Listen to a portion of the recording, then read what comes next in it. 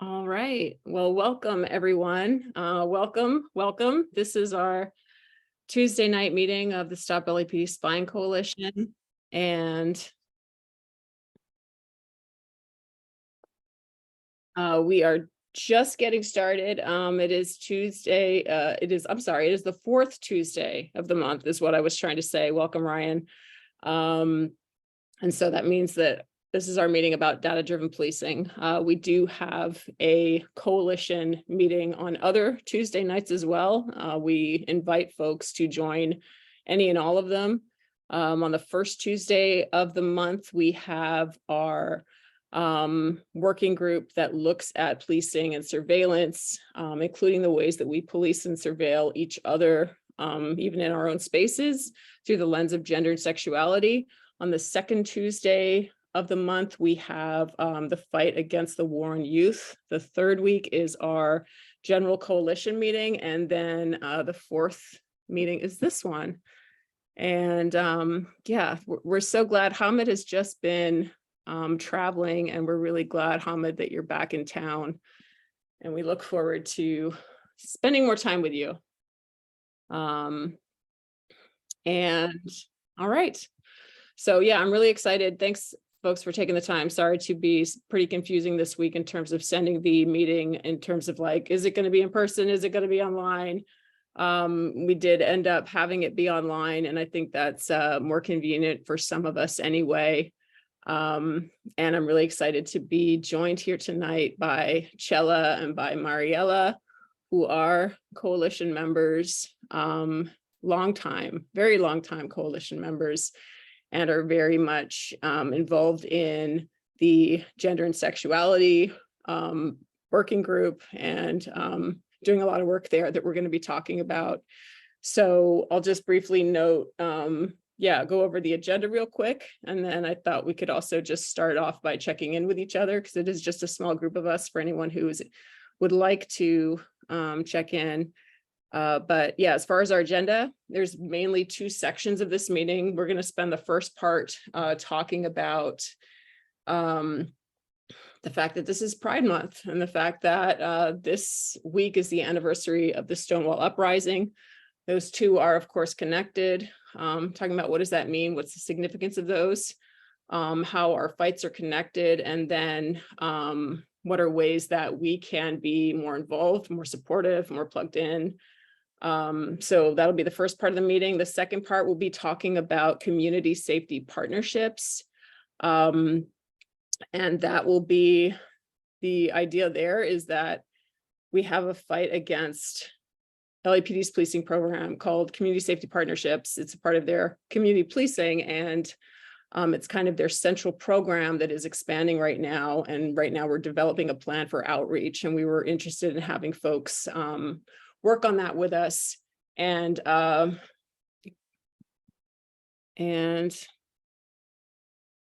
thank you, welcome. So those are essentially the two parts of the meeting, and we will go ahead and get started on those. But first, yeah, if we just wanted to, anyone that would like to share their name, pronouns, and I see you, Mariella. And maybe just a good check-in question is there something that you're looking forward to? Hi, baby. A check-in question is there something you're looking forward to this summer? Which is not Pride related specifically, but I thought it was kind of a looking forward and a happiness related question. So if you want to answer, or you can just share your name and pronouns, that's fine as well. I will just start us off. My name is Tiff. I use they, them pronouns, and I'm excited that it's starting to get warmer, and I'm looking forward to seeing my daughter, which will happen in about 2 weeks. And I love seeing this little baby's face in the frame as well.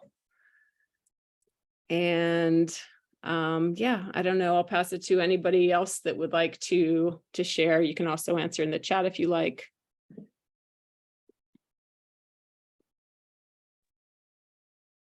Hi, everyone.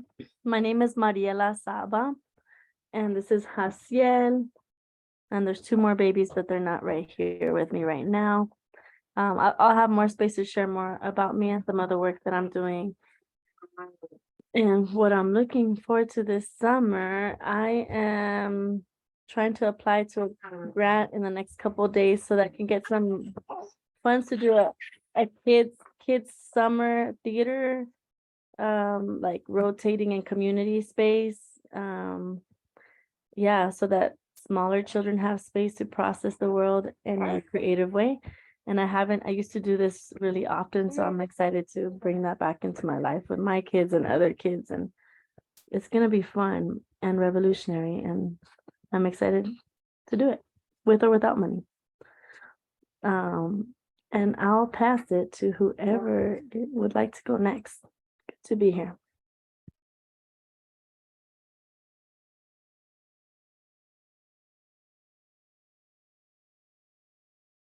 I can go. Hi, my name's Vanessa Ramos. Her pronouns, I serve with Disability Rights California. But I'm also like I live in Hollywood and I care. And I'm here the check-in questions. What am I looking forward to this summer? And it's funny because I like just hearing that question in this space, I'm like a fucking revolution, but but but like I'm trying to like tame myself. so so I'll say that my daughter Esther is 14 and she's starting Fairfax High's.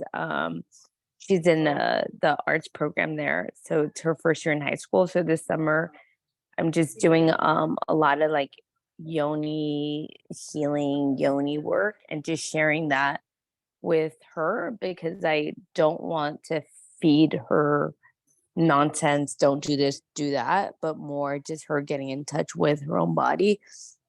So even though she's like grossed out by it, I think she'll just enjoy it little bits at a time to just and I will pass it. Do I just pass it to whoever or pick a name? How do you do it? I think we can just see if anyone else is interested in responding. And it's also okay if not, not everybody has to. I'll go. Um, hey all, my name's Bella Coleman and I am I'm happy to be here. My pronouns are she and they, and I'm excited that you get to see your kids, if that's cute. I was gonna ask about them earlier. Um, I'm also excited about movies. The horror movie The Blackening is coming out, which is an all black cast horror comedy. The heading is "We Can't All Die First," and so it's like about a group of black people. They go to a cabin, and there's someone killing them based on culturally how blacker they are, and it just looks so ridiculous. So I'm so excited about that. As well as being real, I'm gonna go see Paramore, which is one of my favorite bands, next month. Yeah, and so those are things I'm excited about. Um, Go ahead, whoever wants to go.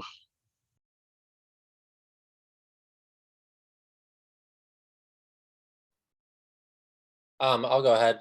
Hey everyone, I'm Ryan. He, him pronouns. I help out with the social media surveillance working group, and then also the defund surveillance working group. And this summer, I surf, so I'm excited to be doing that. And yeah, it's a lot more fun in the summer because I hate having a wetsuit. Feels like I'm being like constricted. So yeah, excited for that and being on the beach and whatnot.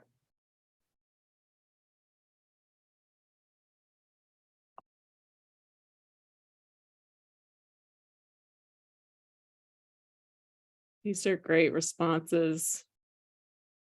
And welcome. Our check-in question for anyone who would like to engage with it is name, pronouns, and what's something that you're looking forward to this summer. I can I'll go. go. Hey, Oh, everybody. My name is Ray, and I'm glad to be here. Nice to see everybody here. Thank you so much for coming, spending your time to dedicate your efforts for this cause. I go by he, him pronouns. Let's see. I don't have anything that I'm really hoping for or I'm excited about this summer because I work outside in the heat, and I go like up to Antelope Valley, and sometimes it gets up to 100 degrees and get all sweaty and stuff. And if I was to get this job that I have been hoping for, then I would be excited. I put out a few applications, but that's not happening yet. So,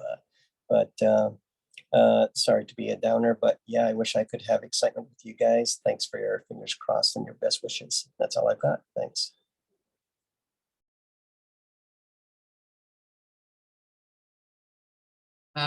My name is Maggie, and I'm excited to move this summer. I'm moving into a place with two friends and a third to be found. But we'll have a nice like little backyard space, so I'm excited for that.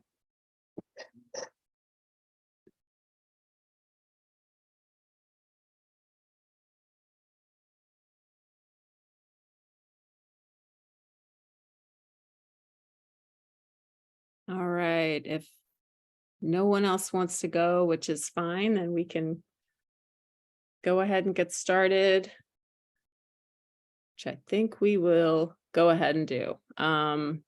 So yeah, thanks so much, folks, for sharing that. And yeah, so the first section that we wanted to talk about was about Pride and about Stonewall. And the anniversary of Stonewall. And before we get into that, which we thought we would start out with talking a little bit about just naming what is some of that history, and then talking about Pride and how that is celebrated today, and kind of bringing in like local activists like Chella and like Mariella. But we thought we'd start by even asking folks, what do you know about Stonewall? And what do you know about Pride? And I think it's okay to ask that at the same time, because the two are connected. And it's obviously okay if you don't know anything about them, but just as a starting point of like, what do folks already know about these things, or just general thoughts?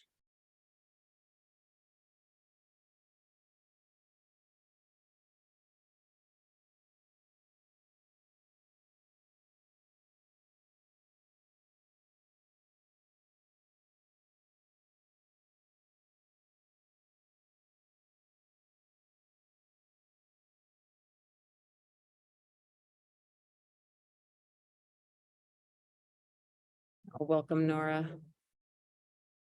I see you, Maggie. Okay, sorry, I missed your comment. The first Pride was a riot, not a march. Welcome, Nora. We're just getting started talking about what is the significance of Pride and what is Stonewall. So just opening up to ask folks, like, what is it? Oh, Pancake is joining us.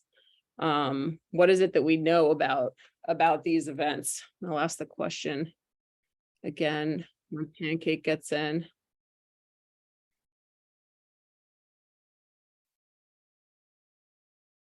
Welcome. Wait, did Pancake get in?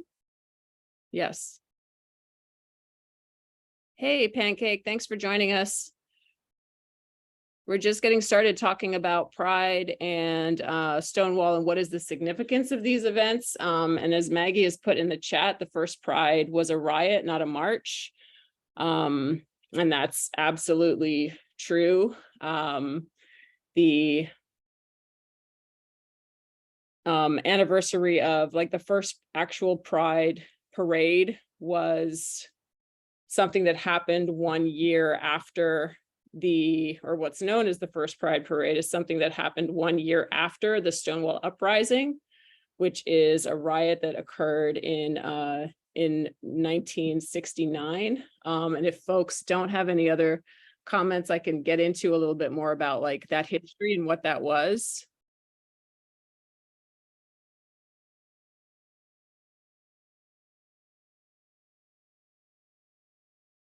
Welcome, CD, to the space. So essentially, and I did have to look back on my notes for this, the origins of Stonewall, which is also called the Stonewall Uprising. So this is a riot that took place in the early hours of June 28th in 1969. And it happened when New York City police raided the Stonewall Inn in Greenwich Village in New York. The raid by police at this location sparked a riot by people who were inside the bar and also by people who were congregating in the neighborhood outside. And it was very much triggered, this riot, not because this raid on the bar was anything unusual or new, but it was something that was kind of very specific to that night. And it was a buildup of a lot of tensions and a lot of frustrations that folks had been living under, especially folks in the gay community, especially folks who were even more marginalized within the gay community, Black and brown folks, people who dressed in drag, people who were poor, youth in the gay and queer community. It was a buildup of all of these tensions of being pushed out and abused for so long. And so something on that night, in that encounter with police, in that raid on the bar, triggered what was a riot that went on for very many hours and resulted in about 13 people being arrested. Hundreds of people were involved that night. And then for the subsequent 5 nights that followed, there were riots that involved thousands of people. So it wasn't just this one night of riots, it was 6 nights in all. And just a little bit more context in terms of what folks were experiencing at that time. So at that time in New York, and again, this was 1969. So at that time, it was essentially illegal to be gay. Sodomy was illegal. Engaging in what was seen as like gay behavior. So like openly kissing another person of the same gender or holding hands even was seen as being gay behavior. This was something that was illegal. What they called female impersonation was illegal. And that was when police decided that you were wearing less than 3 articles. You had to be wearing at least 3 articles of clothing that matched your gender. What was perceived to be your gender. So there were all of these ways that gayness was made illegal, and that gender presentation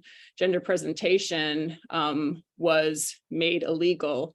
And then even within the gay community, so you had all of this tension, and then even within the gay community, it was very much policed as well in terms of who was deemed to be respectable, who was deemed to be acceptable, and who was, seen as being trashy or campy or like not good for the movement, not wanting to be included in the movement. So these were some of the tensions that were going on at the time. Folks didn't always have a place to congregate if it was illegal to meet in public and to meet in a bar. Like the New York liquor licenses would not, the license board would not give liquor licenses to establishments that were seen as wanting to cater to folks in the gay community. And then establishments would not want to have people in there that could possibly appear to be gay because they didn't want that threat of losing their liquor license. So again, it gave this thing of like people having nowhere to go. So there were some establishments like the Stonewall Inn, that was a bar that was owned by the mafia. So this was like an illegal organization anyway. So they said, yeah, it's fine. We don't mind if folks congregate here. And they were obviously making money off people. It wasn't out of the goodness of their heart. They were making money off people. The conditions were very bad because they didn't have to meet safety standards. They didn't have to go under inspections. They didn't have running water at this place, at the Stonewall Inn. It wasn't very sanitary, but this was a place that people could go. And again, a really important point is that even within that space, there was still the policing within the gay community in terms of sometimes who could even get in. Like folks that were gender nonconforming would sometimes go in a certain outfit to get in, and then they would change in the bathroom into what they wanted to be wearing. Folks that were Black or brown sometimes could not get in, depending on who was working on the door. Folks that looked less, quote unquote, respectable could not always get in. So just naming that, still, even within these spaces, that were supposed to be havens for people who were already heavily policed, there was still this self-policing going on. So that was a lot of the tension that was going on. And then on that night in particular, there was a raid that happened. Again, it wasn't unusual for police to raid this place, but they would typically, and actually the owners of the establishment would pay off the police, like they paid them about $10,000 a month in protection money, so that when they did come and raid them, it was done in a certain way. Like they would typically come earlier in the evening, they'd go through some of the things, they'd fill their quota and they'd leave. On this particular night, though, it was much later in the evening. Folks were a little bit more rowdy, and when police were inside, they were very much roughing people up as well. And they were mishandling people, especially trans people were getting the most abuse. And seeing this, and then also seeing people being brought outside and being marched to this, this paddy wagon, put inside, and how police were handling people, at a certain point, it just became a tipping point, and people started fighting back, inside the bar, outside the bar. It became a huge riot. And so that was then something that continued for 6 days after that as well. 1 year after that event was when they had the first Pride parade. And even then, and following that, there was still a lot of some of those tensions that I've just named continued. Folks that were very involved in, very important to those spaces and very heavily involved in that work. So folks like Sylvia Rivera, Marsha P. Johnson are folks that people here may have heard of, that were very important in those spaces. These were young trans activists, Black and brown sex workers as well, who had become sex workers out of necessity, out of being pushed out of their homes and having to live on the street, having to make their own way. And Marsha and Sylvia were very young at the time of the riots. Sylvia was 17 years old, and Marsha was 23 years old. And following this uprising that happened, it did trigger the gay movement of the fight for gay rights had already been going on. People had been doing that work, but it kind of did get more of an influx of people. It was energized by this uprising. So it was after that they formed a group called STAR. And that was specifically supporting unhoused sex workers, specifically trans folks who lived there in New York, youth who otherwise would have no place to stay. And so that was the work that they were engaged in. But every year still, because of some of those dynamics that did exist even within the gay community in terms of who is acceptable, who is not, who's good for the movement, who's not good for the movement, who are we willing to push out so that we may, so that we may get our own rights, we may be more acceptable, who are we willing to push out? They experienced a lot of harassment even from people within the gay community, and had to literally fight for space, like on the protest stage, on the pride stage, in these spaces. And I think I'll pause. I've just been doing a lot of talking. Yeah. I was like, why don't I pause? Chella, please. Yeah, I mean, you listed a lot. Yeah, definitely. I think so after the riots, that people were like still angry, because their rights were not given. So a lot of group of LGBT folks decided to create a group called the Gay Liberation Movement, which Gay Liberation Movement at first was like, yo, we need to realize that like there are some of our brothers and sisters that haven't been heard, and it's because of being a woman, so that means lesbians weren't being heard, trans women weren't being heard, drag queens weren't being heard, right? Like, and back then they did conflate drag queen with trans women. Like, in fact, you will hear Sylvia Rivera and Marsha P. Johnson refer them to themselves as either drag queens or transvestites, right? So like, hey, that's the language they had in the back in the day. It's not something we use now. We, especially with what's going on now, there is I do want to say a caveat about that. There is a lot of folks, like even on Drag Race, that use drag as a gateway to being trans, but not everybody's trans, right? That does drag. So getting back to the point, but Gay Liberation Movement started being more intersectional, and especially because in the 70s, where the movement of Black Panther was happening, there were environmental shit that was happening, and so like a lot of white gays, let's just be real, let's say who it was, a lot of white gays were like, let's start our own movement and only focus on being gay, right? And a lot of people went to that, and they were more apolitical, while Gay Liberation Movement were like still being,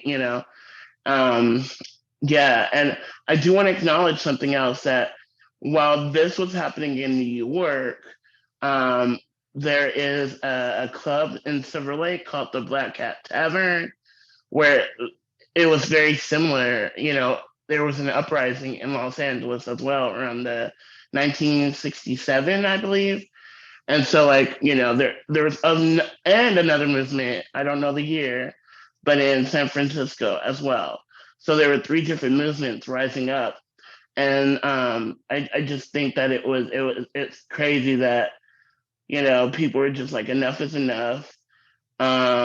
Let's fight back against these systems. And there's actually, I'm gonna do one more here and add, let's think about queer and trans punks.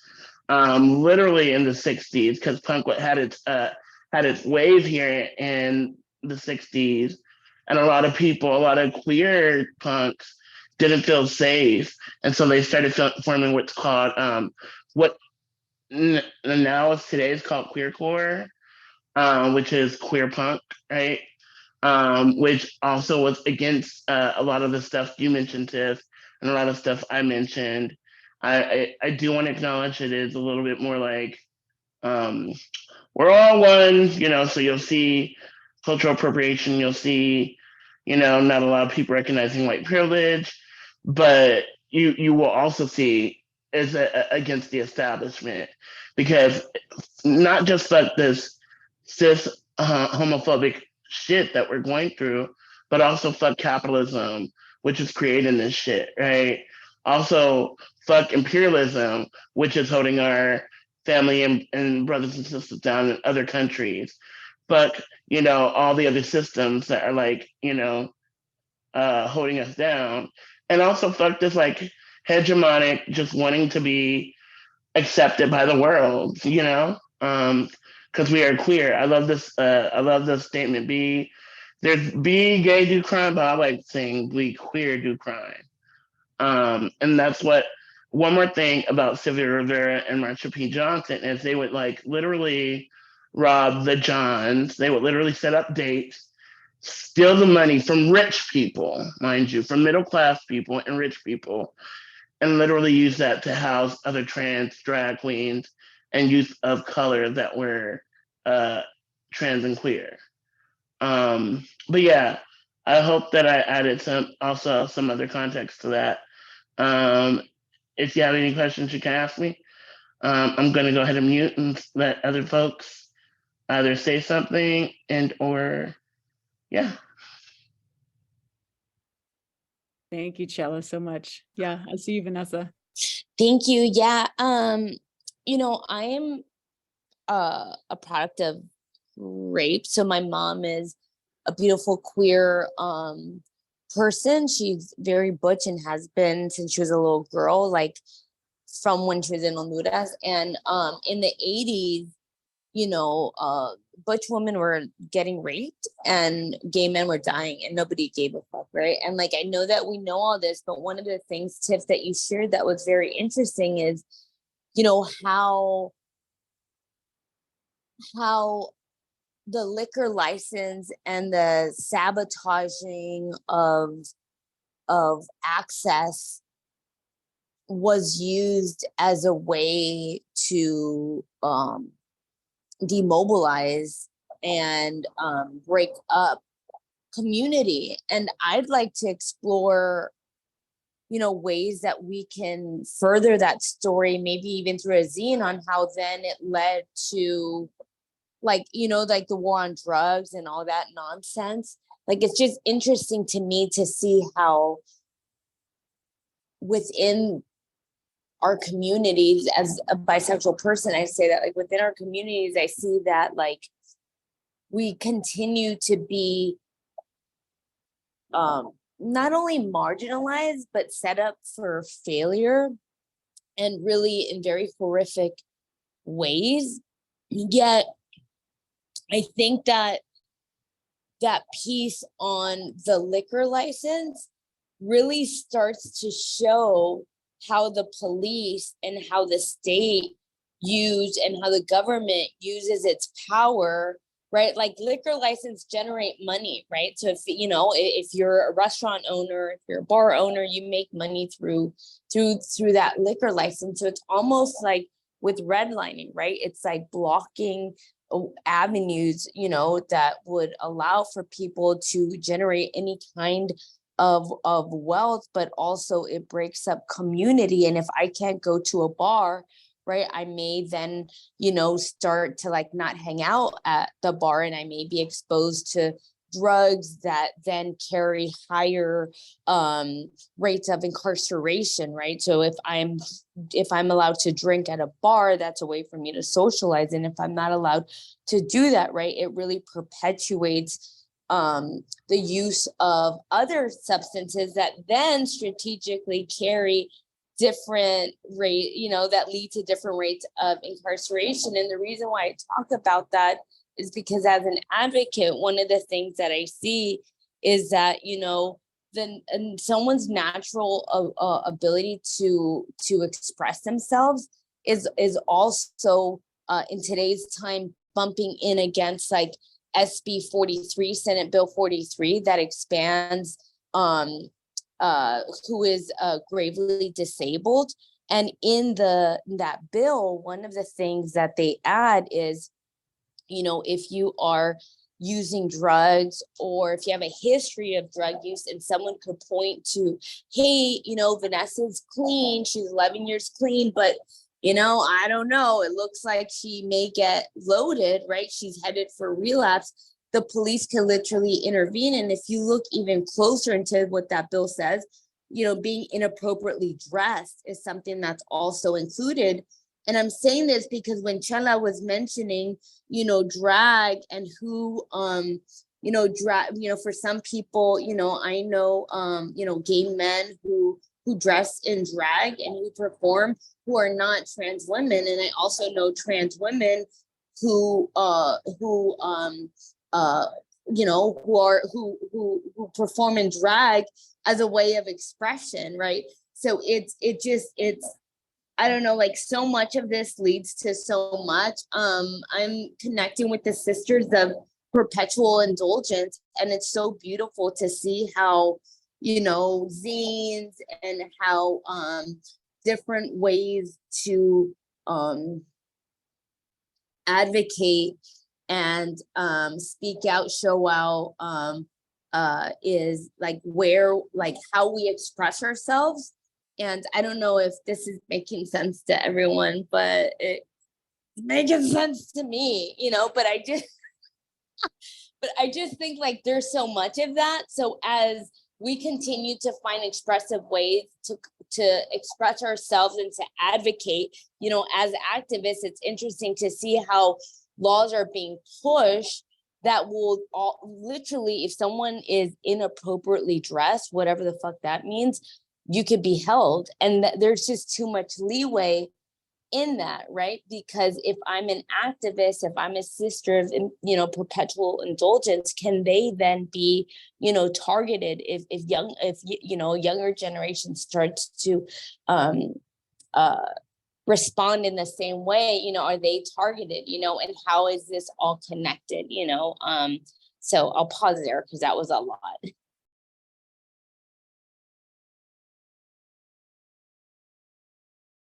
Yeah, that was a lot, but it was very beautiful. And thank you so much for sharing, because that was really interesting to hear.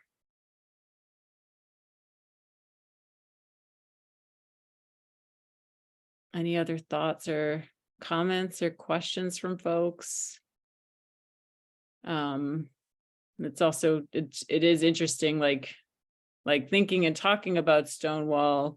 It's like it was one very important event, and it's gotten I mean, you already covered this, Chella, like it's gotten a lot of attention, but there were many important events that happened. You know, it's not just one thing that happens that led to this revolution or led to the gay rights movement, kicked off Pride. It was the work of many people over many years. And yeah, I see your comment there, Vanessa. LA Pride was flooded with police. So maybe we can transition to talking about, yeah, so that was kind of what was the history of Stonewall and of Pride, and then bringing us up to the current day of how Pride is celebrated now. And there's a lot of different, and maybe I can open it up to folks again to ask, like, what do you think of, or what comes up for you? I'm laughing at what's coming up for me when I think about Pride. Like, when you think about Pride today and how it's celebrated, like what comes up for you, or what are some of the different ways that it's celebrated?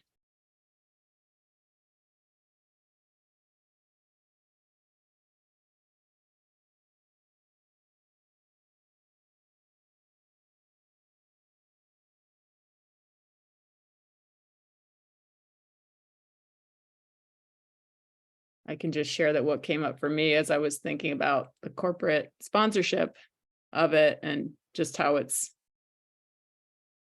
you know, I have 2 kids, and my daughter is very into Pride for very good reasons.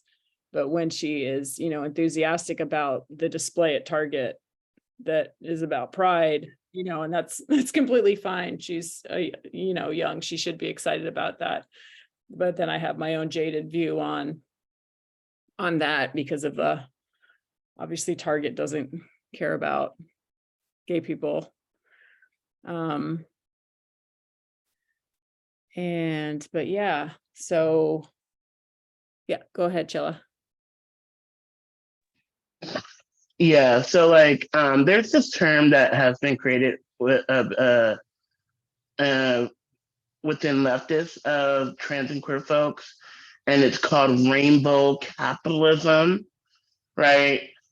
We saw it with Dylan Mulvaney. I don't know if y'all know that story, but Dylan Mulvaney is a trans woman that has been during her transition on, I believe, TikTok, but it's everywhere now.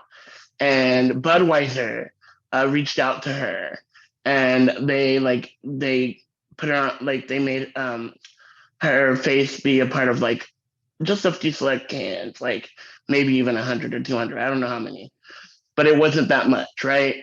And like literally, they had to do a letter of intent and be like, y'all, we have always had, we want people to enjoy it. We want people to celebrate. We want people to buy our stuff. So it's like, it's all about buying, right? Like, and you named it with Target, right? Like Target just being like, oh, it's June, it's July, it's June.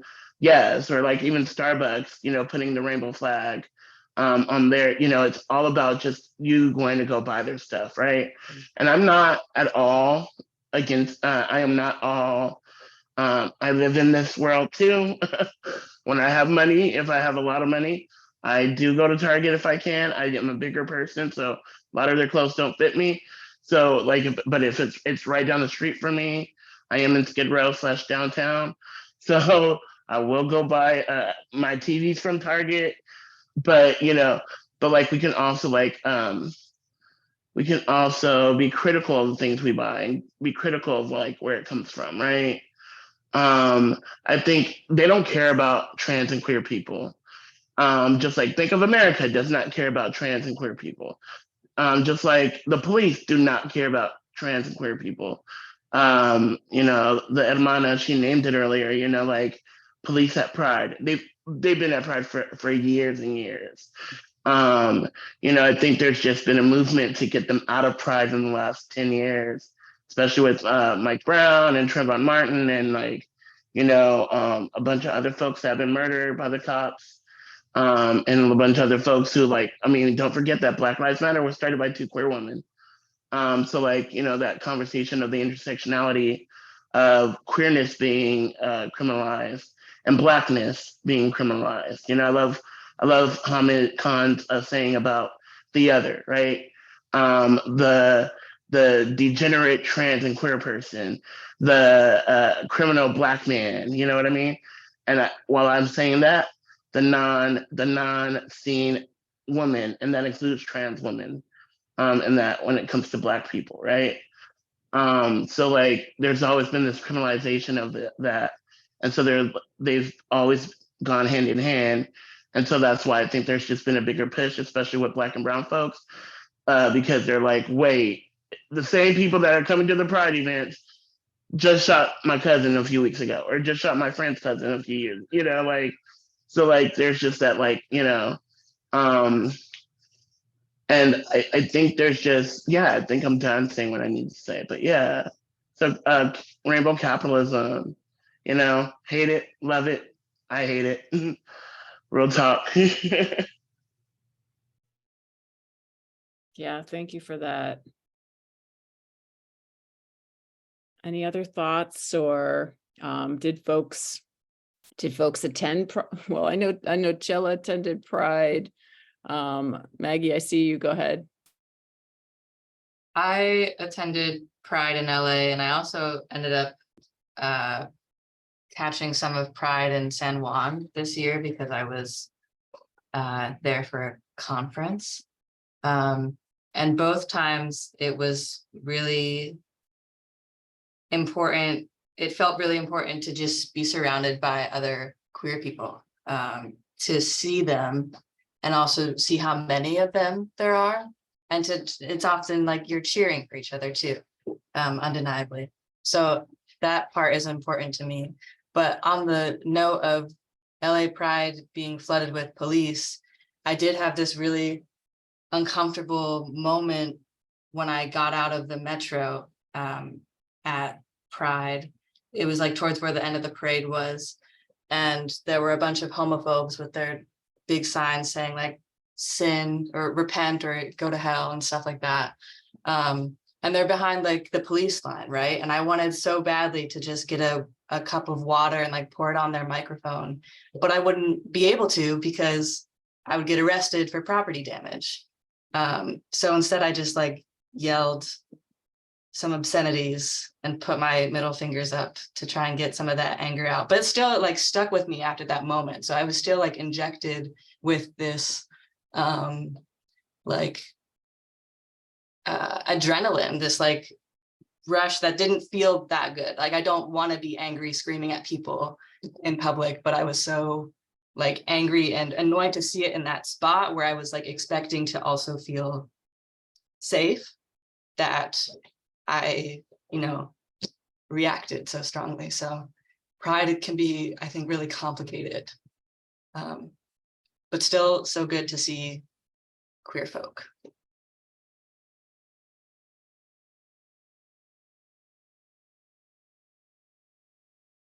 Yeah, thank you for sharing that.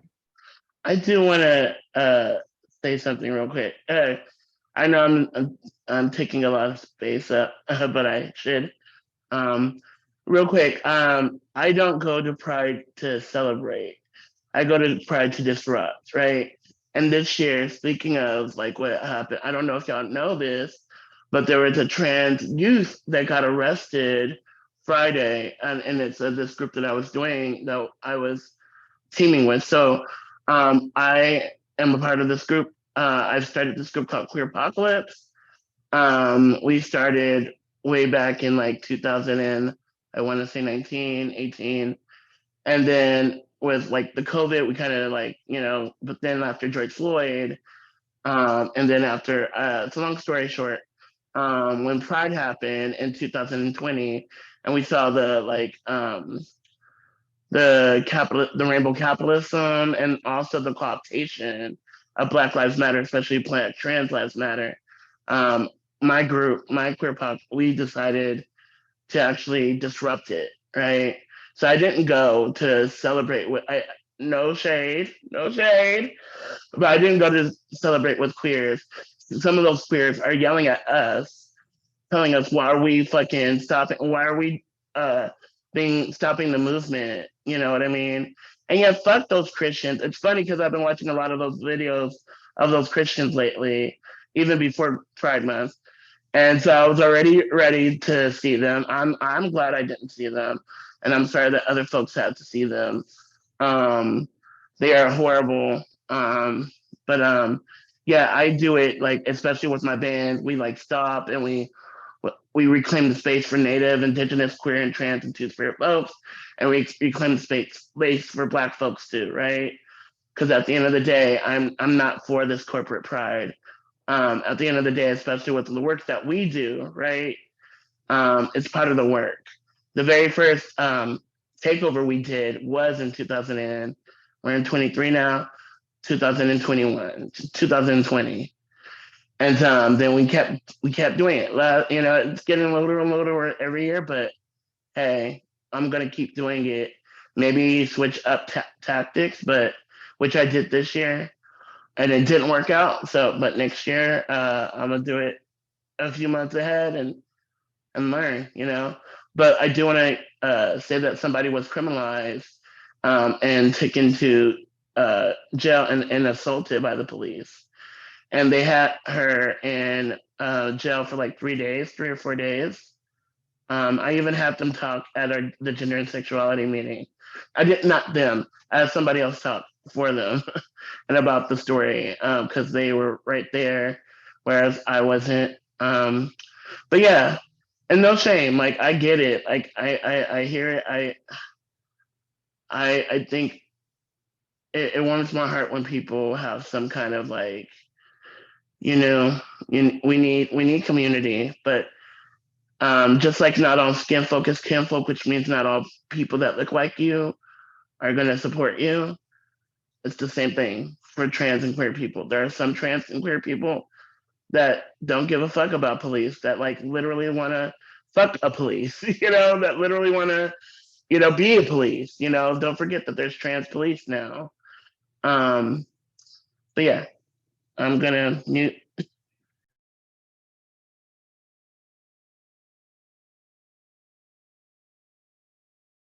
Yeah, thank you for that, Chella. I see you, Vanessa. Hi, thank you. And one of the things that comes to mind is and thank you so much, Chela, is the lack of education, right? So like, I don't know that people know about Stonewall. Like, I really don't know that people know like the history of LA Pride, and which then creates this like confusion around like, oh, we're here to have a great time and to celebrate, and like you're just like being disruptive. And I really believe that these are ways that like what I've been focused in on is I've been, infiltrating like different spaces, and I'm identifying people within certain spaces that actually know better and do better, right? And then slowly pulling them in and just like, hey, right? And then slowly doing those shifts, as I think currently we need all levels of advocacy, of activism. I hope that we move towards a true revolution where I think with, during like everything that went on with like BLM, I thought it was very powerful to see community come together and to speak up and to show true disconnect. And I was very confused by how the money then went to an organization that then went somewhere else, and how quickly we moved into like a reformist system. And what I'm hoping happens is that we,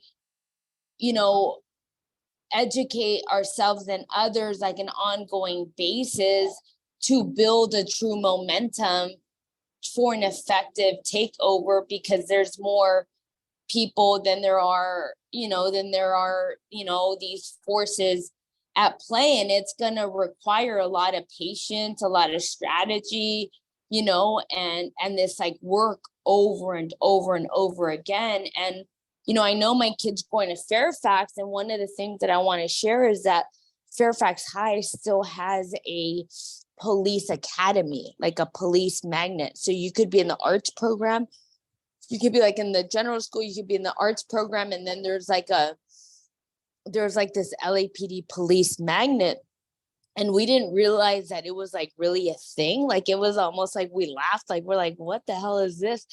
And when I went into the school office to find out more and enroll my kid, there was parents in there that were like, hey, we signed up, but we didn't realize it was a police magnet. How do we unenroll? So I'm almost hoping that as my kid is in the arts program, that we also use art in high school to disrupt and to educate, right? Because I think that I need to, I'm gonna just speak in, I'm committed to, learning and educating, kind of with Mariela was saying, like the younger, right? Like how do we engage our youth at a young age so that they're not confused? Because a lot of times I've noticed that the younger generation may not know. So they're like, oh, this is cool. And then when it's not, then it's confusing. And I don't even think it's younger. I think it's everybody, but I don't know.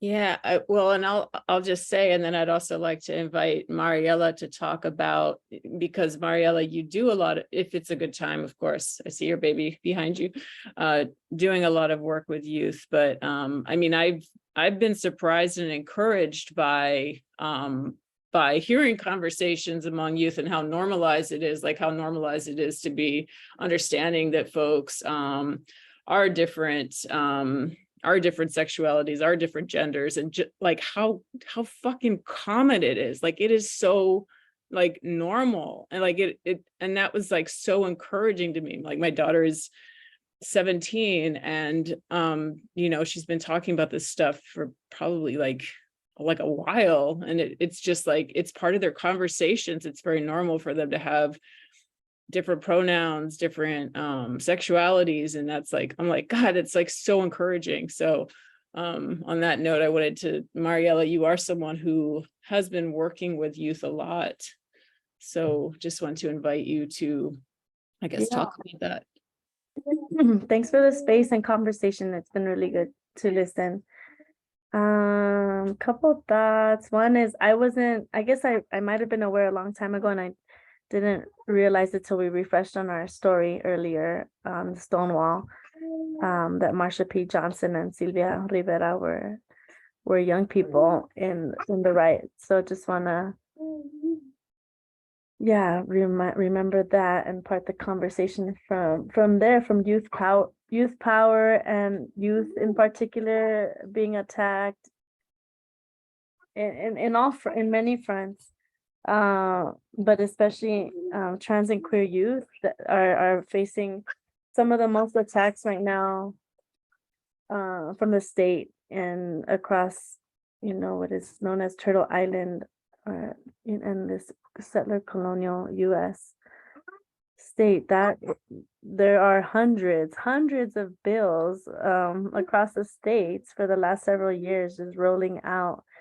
And when you were sharing the story of all the illegalness of being gay and the policing, the police force that backs up that works for the law, that works for the state. Yeah, we're in a big moment of that as well, with all these anti-trans bills, and Don't Say Gay sounds just like the same stuff, just recycling it right now.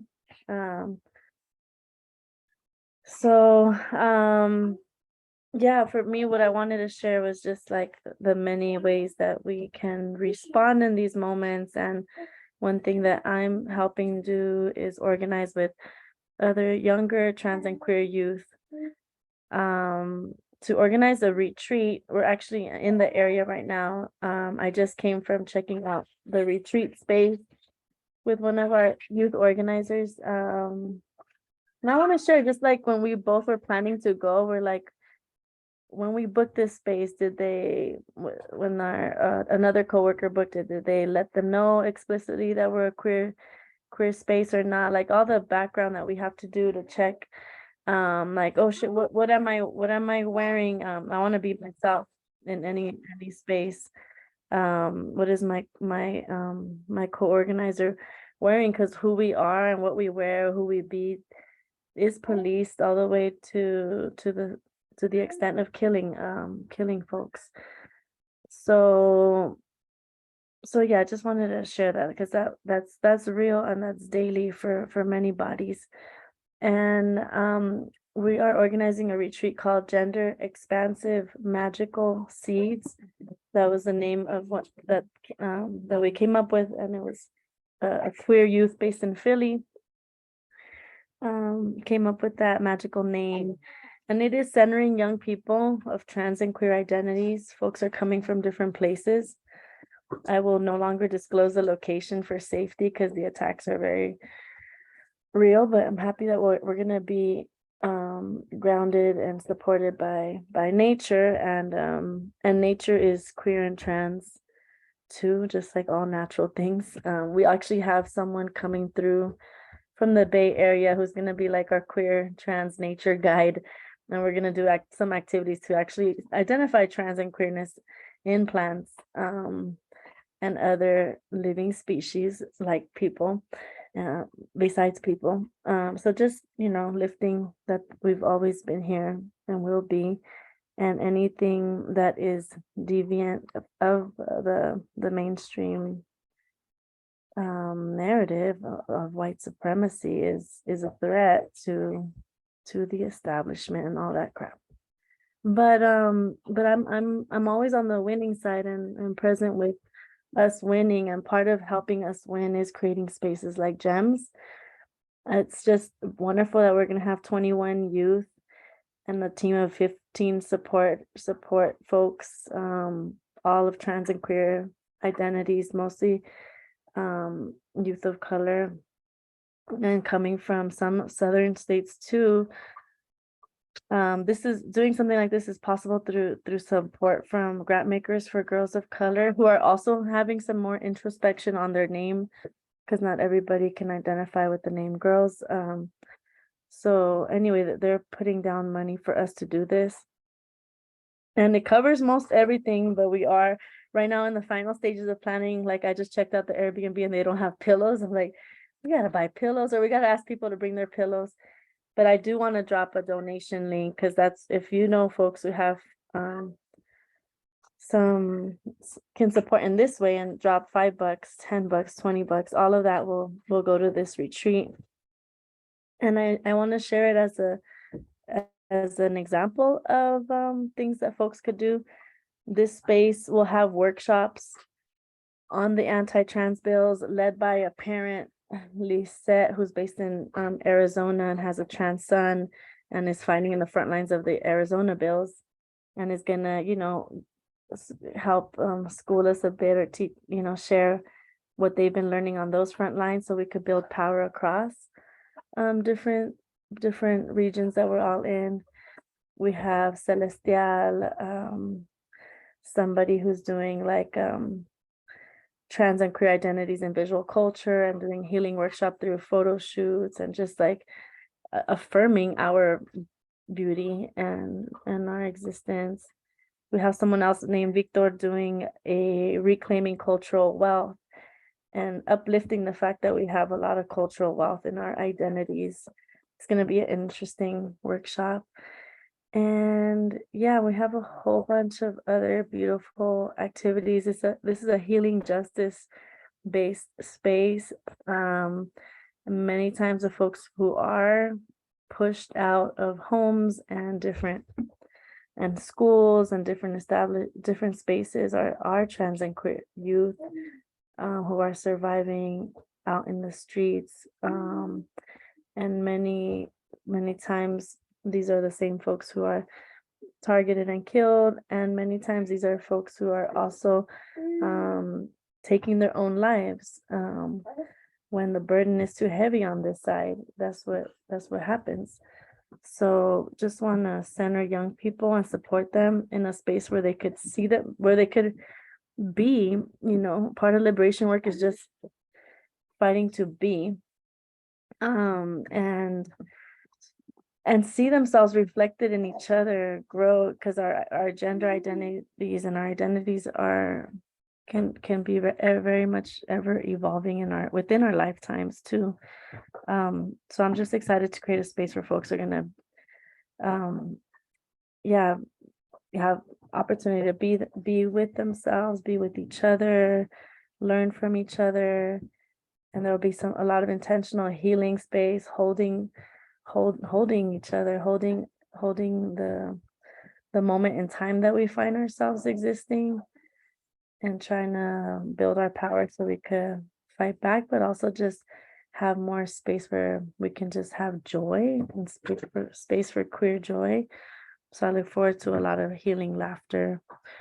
And in raising, now I'm a mom of 3 kiddos, and I'm happy that I get to raise them without shaming their being. And so if my 3-year-old talks about having a penis and they don't have a penis, and they're like pointing at their clitoris, but they're really feeling like their penis, it's like there's no moment of saying, no, don't do that, that's dirty, that's disgusting, all the shit that breaks us down as kids that we have to heal for a long time.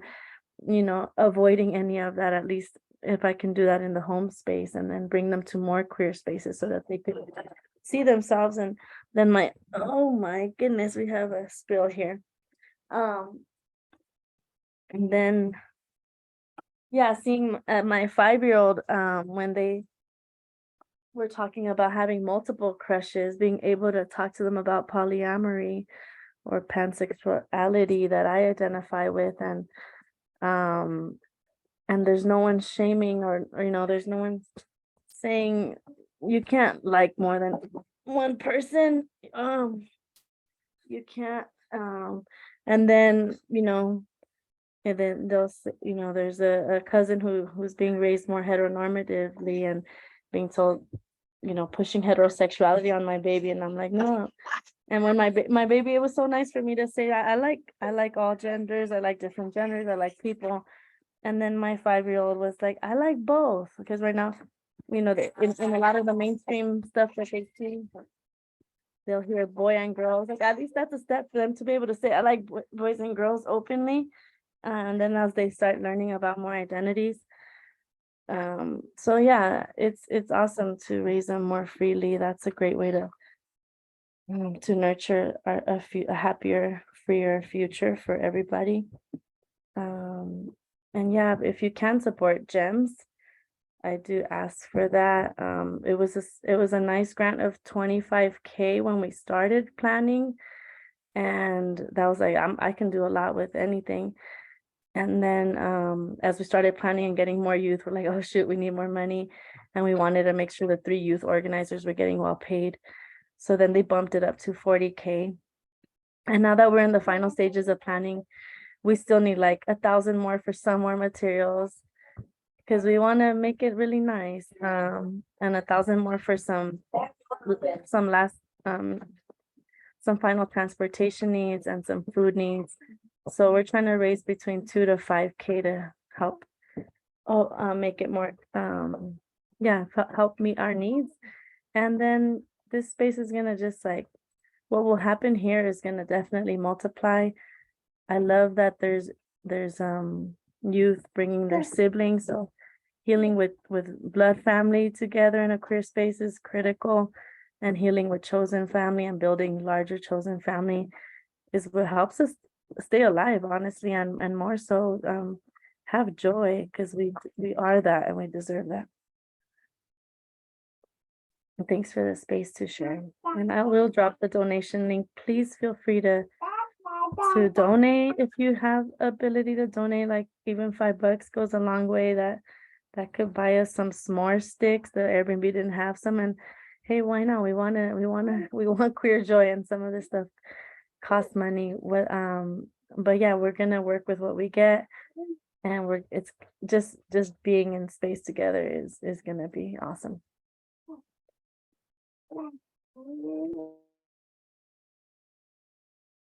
That's so awesome, Mariela. Thank you for sharing all of that. Yeah, you did drop the link right there. Okay, let me make sure. Okay, so that's a way that we can donate. And Chella, I want to ask you as well how folks can donate to yourself, or I know that, when you say you do Queer Apocalypse every year, this is something that's ongoing for you that you dedicate yourself to, and I know that you all do need and deserve donations for that. Yeah, so I do want to kind of give a little thing about Queer Apocalypse. So Please, at yeah. first, Queer Apocalypse started as just a show, right?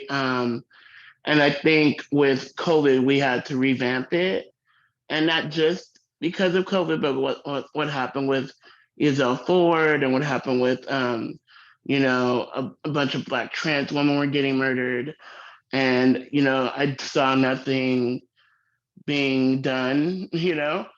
I wanted to take up space on the streets, and so Queer Apocalypse does do shows. We just did one in Echo Park, which Mariela and the kids were at. It was great to see them, the whole fam, and get to play with the kiddos. I love kiddos. But it's also a reclaiming, right? Like even at Echo Park, think about that, y'all. Like we've been. This is our fourth Queer Apocalypse at Echo Park. We've done Trans Day of Remembrances there. We've also, next year, we're gonna think about doing a Juneteenth thing next year. And not just that, but we are also gonna transition to doing like documentary sharing and movie nights, and because I want Queer Apocalypse to exist long after I leave this earth. I am not satisfied with what's going on, you know. Um, I think I forgot the person's name, Maggie. You named that you saw. So I'm going to be really real about my own experience. I used to be super Christian, so like those like so-called Christians, they are Christians because that's what the Bible, like literally the Bible condones slavery. So why are we surprised that it's condemning homosexuality and trans queerness? Just being real. Hey, it literally condones the owning of a woman, of a sexual assault victim. Literally, I can show you verses because I used to be super. I used to be into that. That being said, I am not happy with what's going on with trans and queer youth. I'm not happy that drag shows are being criminalized.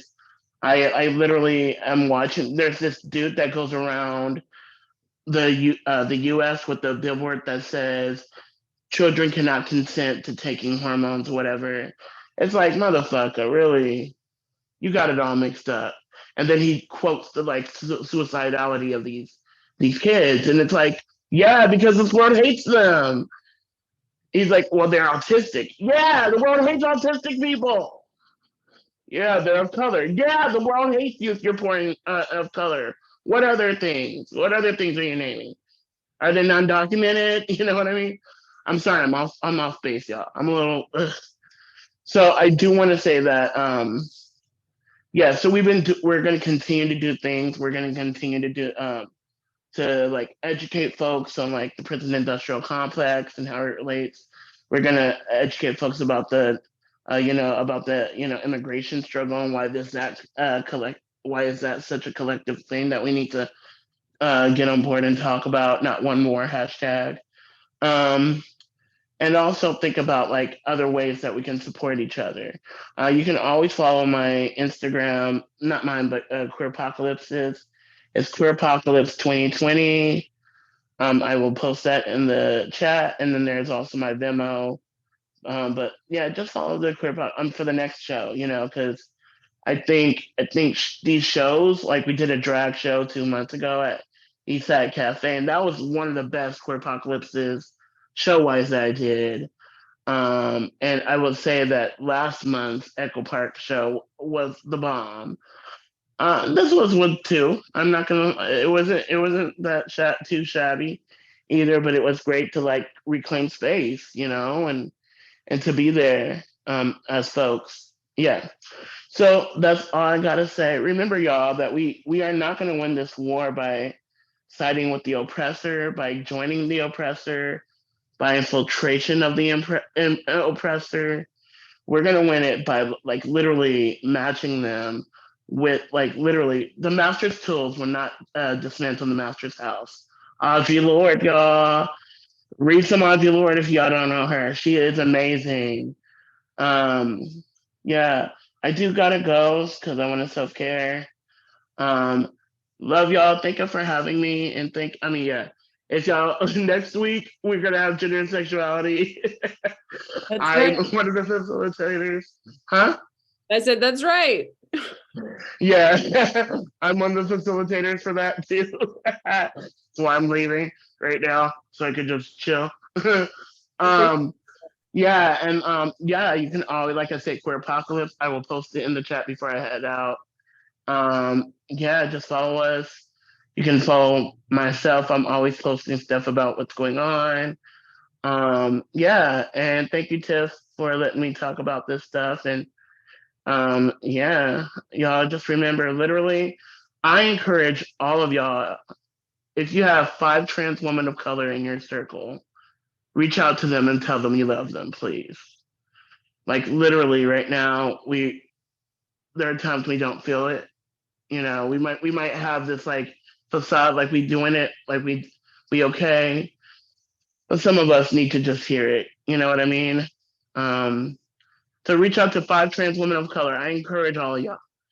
And I did the same thing last night, literally, while I was watching something about someone. I was like, yes. And I like sent voice messages. I was like, I love you. I love you. I love you.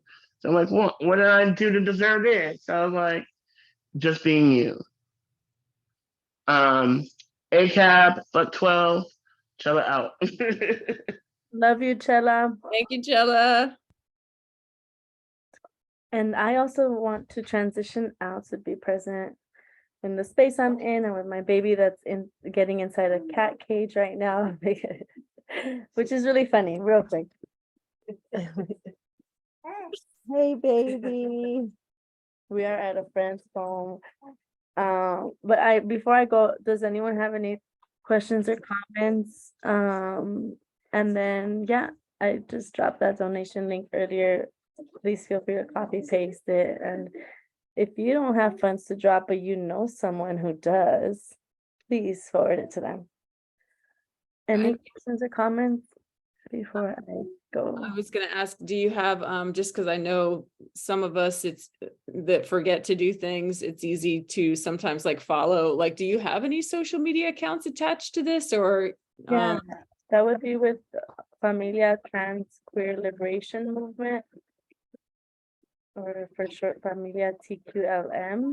Uh-huh. Familia has like all of that, Instagram, TikTok. I'm not on social media much, but I put this same just for this. I did put a little post today under my name on Facebook. You could find me Mhm. there. I could put my email down. I'll just leave whatever kind of contact info works for you. Yeah. I hope that's helpful. That's very helpful. Thank you. Do folks have any questions for Mariella? Just a reminder too, that you can catch up and plug in with Mariella and Chella even more in the work of the coalition and our gender and sexuality group, which meets on next week, right? Yeah. There's great, okay. And It's on yeah.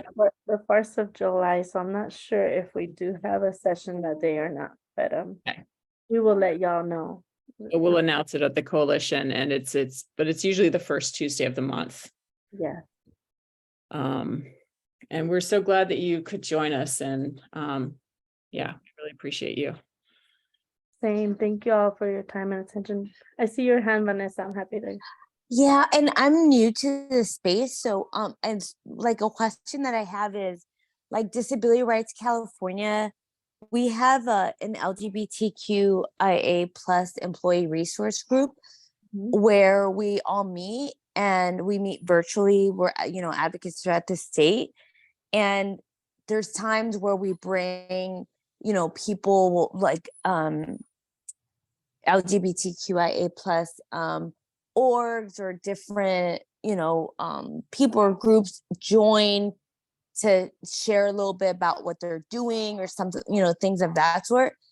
Like, would you want to be like, would you want to come and like tell them like about what you do, or like what, because some of them have much, I don't know how like, there's a lot of attorneys there, not people aren't like making big bucks working at DRC, but I know that there's just ways to kind of like get the word out, and if this is something like a very intentional, something that you're like hosting and you're raising, is it, I don't know if that's something that you'd be interested, or I'm just trying to think through like what are ways, to just support that.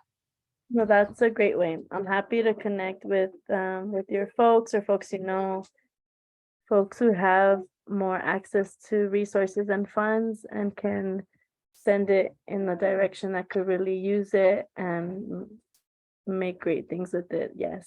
So I put my email. I can send you a private message with my cell phone. Your name is Vanessa. Is that okay if I send it right here? I'll send you my cell phone because I'm really quick through text, especially, or a phone call. And then, yeah, if I can do the session is coming, it's already coming up July 6th. It's next week, so it's coming soon. So I don't know if I'll get to speak to folks before then, but I can speak to them after, and donations will be welcome even after, most likely to pay off anything that we might still need to pay off, actually. So yes, it's a yes. Cool, thank you. And I'll try to save your number before I Yeah, I'm bad at that. I don't know how to do all the saving and all that. And so I'm like trying to keep up with it. No worries, Vanessa. I'll send you a text right now. And then we could take it from there. I'm like, oh, I copied it wrong. So it'll take me a little bit longer and then I'll transition out. Thank you. Thank you, Mariela. Thank you all. And I'll hang just to make sure you get my text. And just checking in with all of us here, and I'll just note that it's 7:25. These meetings do sometimes go long. They sometimes they originally would go until 8, which seems like so long to me now for a meeting. And so also just wanting to check in with us here, but what I would like, and also acknowledging that, you know, it's we a few people have had to go, and that's okay. I would love for us to check in on like, what are some of the thoughts that we have from this conversation that we've just been having, and specifically, what are some of the ways that we can be supporting these spaces and the creation of these spaces. And then I wanted to spend, like, I know we did have a whole other second section. I'm not really planning on getting into that, but I can spend like about 5 or 10 minutes, like just letting folks know what is going on with that and inviting folks to join us in that part of the fight as well. Do folks have any thoughts on that in terms of, like, does that sound good? Or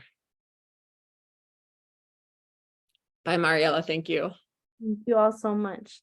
Take care. Bye-bye.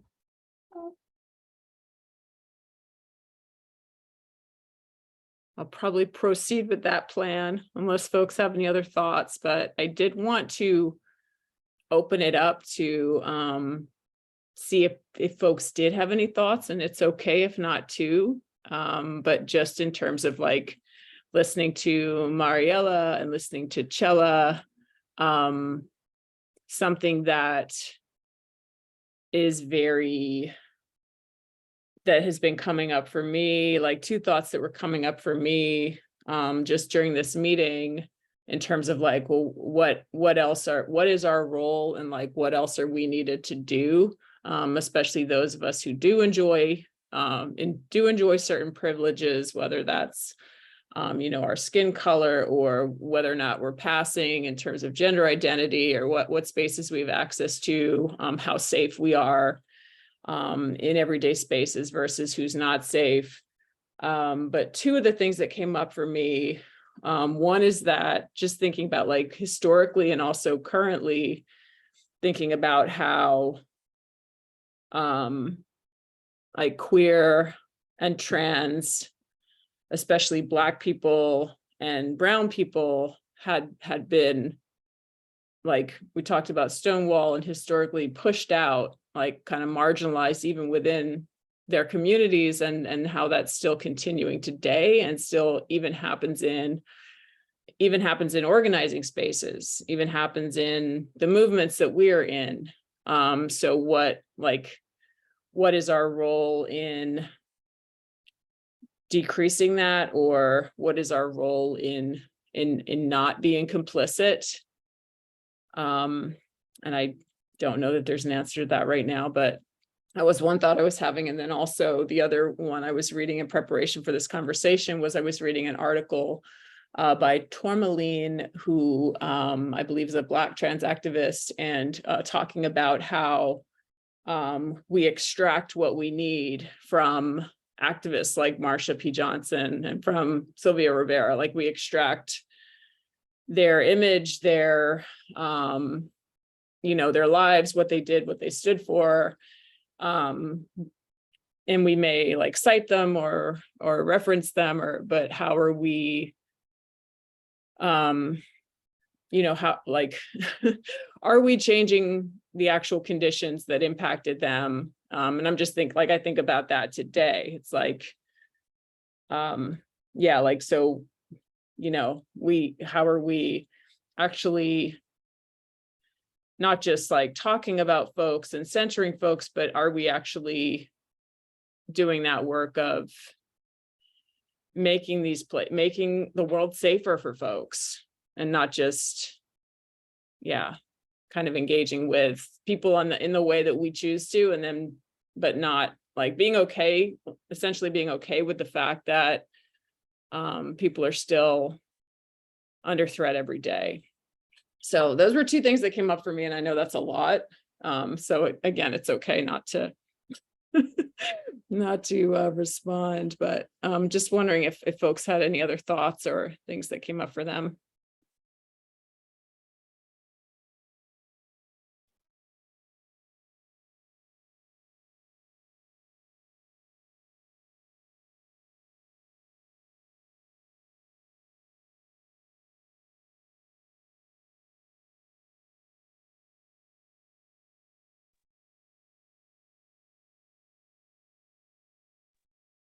I mean, one thing that comes up for me, like in terms of like, approaching Pride and like being a part of all this stuff, like I think it's also, learning about these things are helpful, because in situations in which,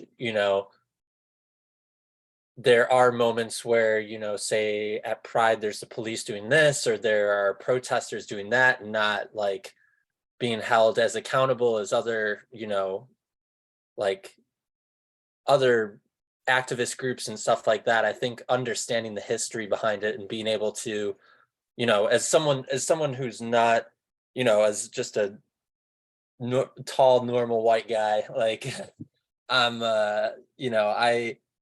if I'm in that situation, it is helpful knowing the sort of history behind it and being able to advocate for someone else that is, saying like, hey, no cops at Pride, and someone says, well, why do you say that? And then it's like, well, do you know there's a history of this behind this, like there's a whole lot more to this story, which, we're here to celebrate everyone, but we should still understand where this movement starts, where this is going to. Like, this is one step you're on a road to something much bigger, and it's important to sort of understand that too.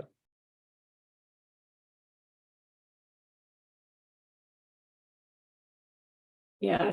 Excuse me. Thank you for sharing that.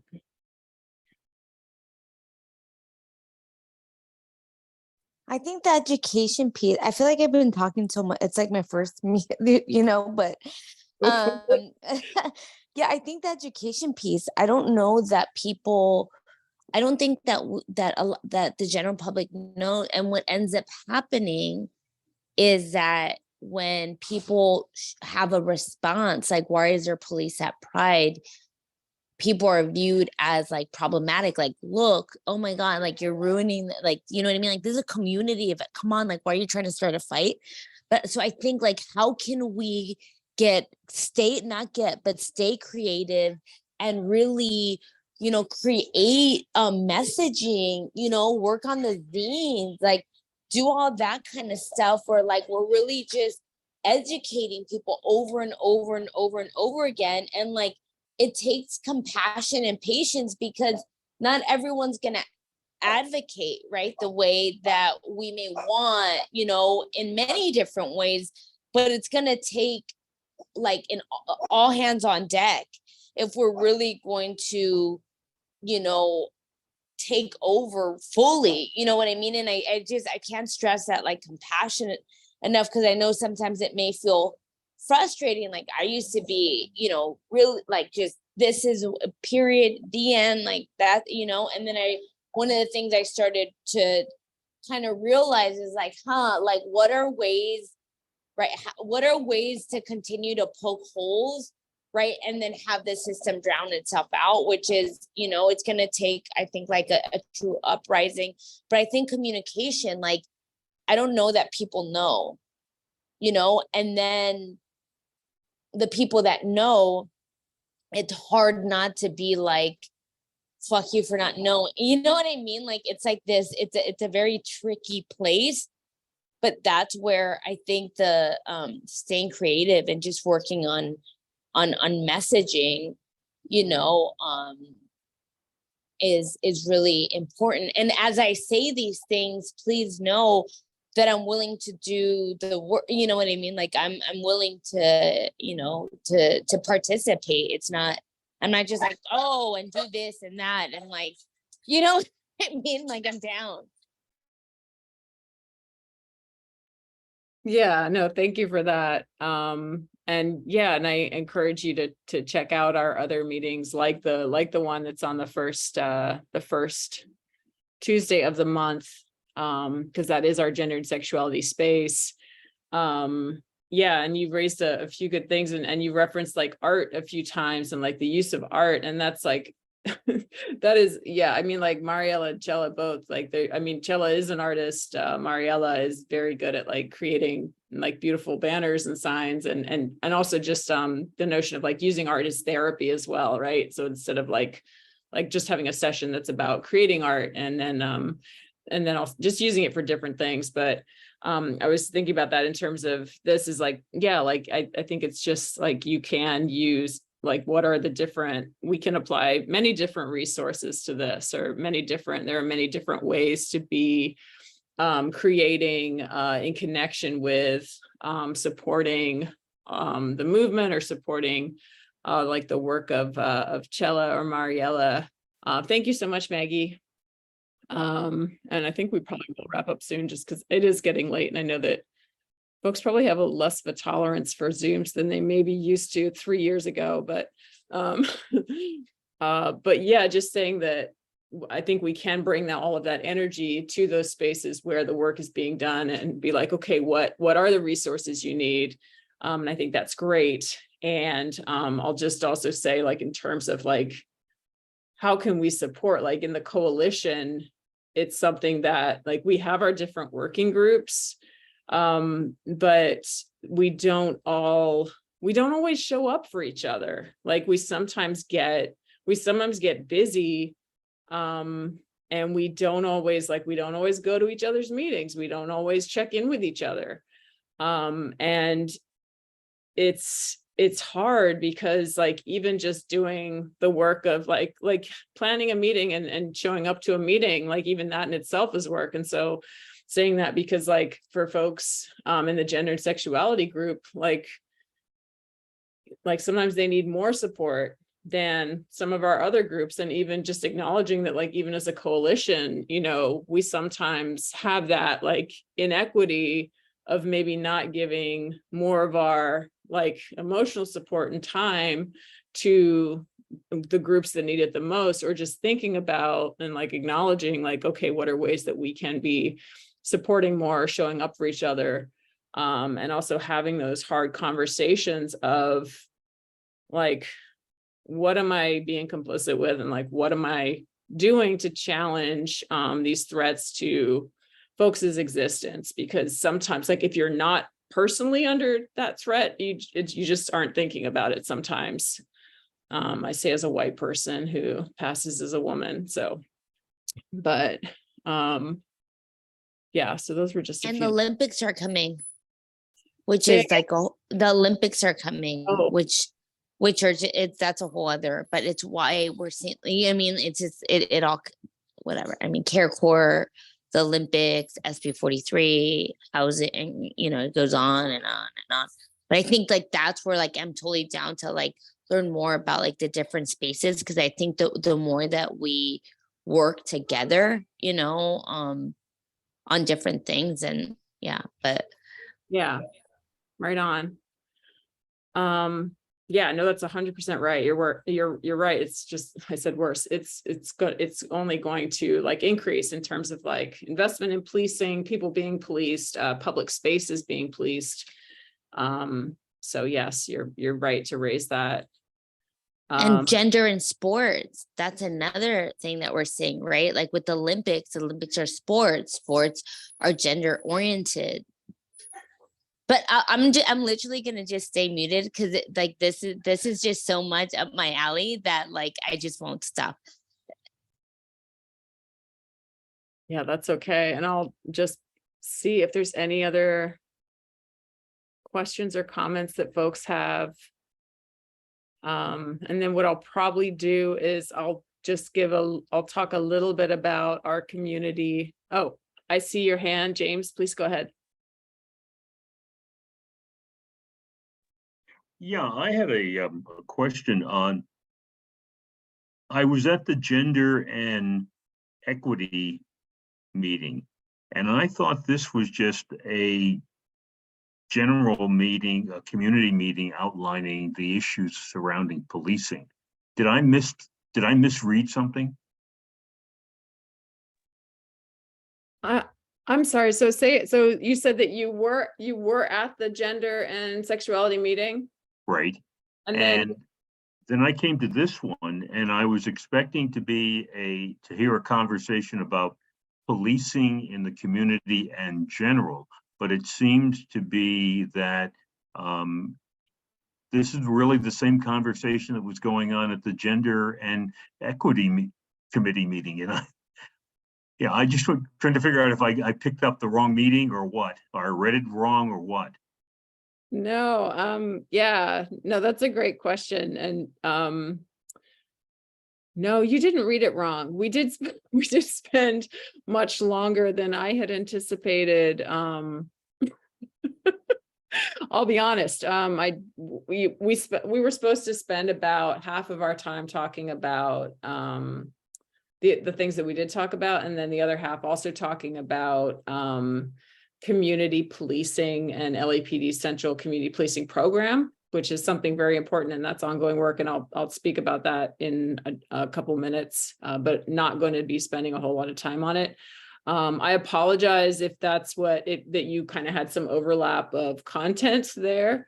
But I will also say that so the way that the coalition works is we have our different working groups, and then on like the first Tuesday, the second Tuesday, the third Tuesday, the fourth Tuesday, we'll like rotate. So like we're data-driven policing and we always meet on the fourth Tuesday. Gender and sexuality is always the first Tuesday. And we have different topics. And here at the data-driven policing group, and I'm like one of the facilitators of this space, I'm a little lonely this week because usually we have also Hamid and Matios and sometimes Shakir as well, but none of these folks were able to make it.